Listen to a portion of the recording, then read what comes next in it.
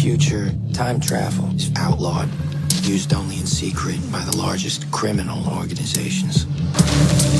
When they need someone gone, and they want to erase any trace of the target ever existing, they use specialized assassins, like me, called loopers.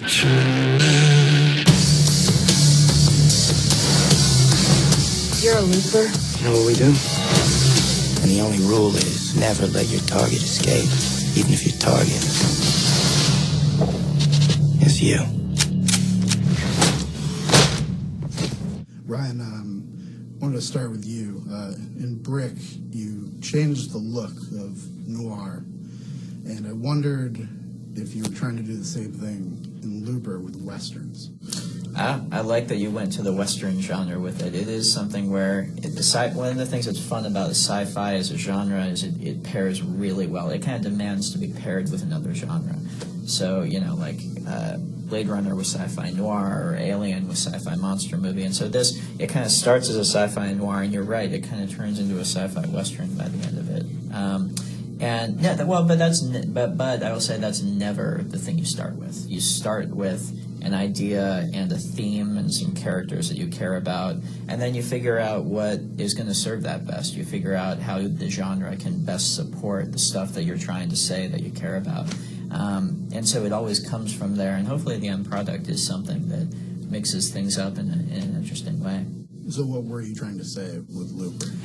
Well, it'd be a lot less interesting if I just said it. if you see the movie and take it out there. But, you know, it's about kind of cycles, and particularly bad cycles that we get into our life, and maybe specifically the cycle of trying to solve a problem by finding the right person and killing them, which is a basis for a lot of action movies, and this hopefully digs a little bit into what that actually creates and the loop that creates and maybe how to break it. Joe, Looper is a very cerebral action film. Can you talk about doing justice to your responsibility to the script as an actor? Yeah, well, my favorite movies are usually the ones where on the one hand it's really entertaining and fun and just a banging action movie. You can enjoy it on that level. And on the other hand, it gives you something to think about, something to talk about when you're leaving the cinema, and maybe it sticks with you. You know, Inception was like that, and Looper's like that. They're two very different movies, but those are the ones that I enjoy most. You give a very frantic performance in Looper. I wondered if you rehearsed with Bruce Willis a lot to kind of get his cadence right, especially his speech. I did. I practiced a lot, both with Bruce and without Bruce, although I think the time I spent with Bruce was even more productive. I spent a lot of time on my own studying his movies and, you know, like ripping the audio off of his movies. And Bruce even sent me recordings he did of himself performing some of my voiceover monologues so that I could hear what it would sound like in his voice. But, yeah, you know, just spending time with him and hanging out, having dinner, and letting his nature sort of seep in, I think was the most productive thing. So you're me in 30 years. It's hard staring into your eyes. It's too strange. Your face looks backwards. Do you know what's gonna happen? You done all this already, as me? I don't want to talk about time travel. We both know how this has to go down. So why don't you do what old men do and die? Why don't you just stick your little gun out between your legs and do it, boy?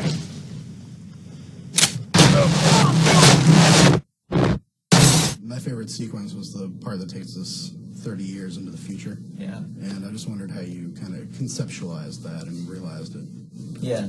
Well, that's one of the few times that we kind of have fun with the time travel thing. For the most part, this is like an action movie where the time travel does its job and gets out of the way. But that's one of the things where we play with it, where you see this kind of future life that he could possibly have, where he goes off overseas and has this whole other life.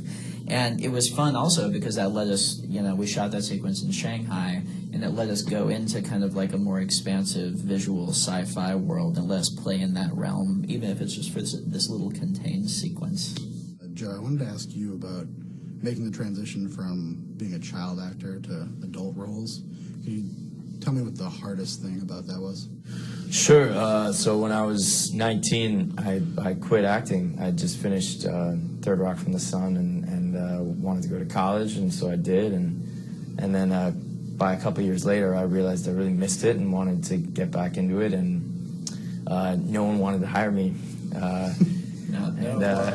Yeah, well, there was a good year before I met you, and if I wanted to do another television comedy, I could have done that, but that's not what I wanted to do. And I think it's something that happens in our culture a lot. We sort of pigeonhole each other and put labels on each other and say, well, you belong here and you belong here, and you're not allowed to intermingle. And luckily, there were a few filmmakers, Rian being one of them, who took a chance on me. And even though I was known for being on a TV comedy, which, by the way, I love Third Rock from the Sun, but even though I was known for that, he decided to put me in Brick, and I'm very grateful. I still phrase it as, and this is more correct, I think he took a chance on me. I hadn't done anything, and he rolled the dice on this weird detective movie, so I'm much more grateful to him. Well, it worked out. Brick was amazing. Thanks, man. Looper's amazing. And Thank you so much. Good luck with everything, you guys. Thanks, man. Thanks a lot. We appreciate it. Thanks a lot. Good to talk to you. Yeah, good talking. This is not a good thing. My boss will be searching for me until he finds me. Sweep the streets, get on it. I'm gonna fix this! I'm gonna find him! I'm gonna kill him! Hunt them down. But every second that passes is bad. What's he gonna do? I'm gonna save your life. My life! Your life! I know you're not lying when you say you're gonna kill this guy.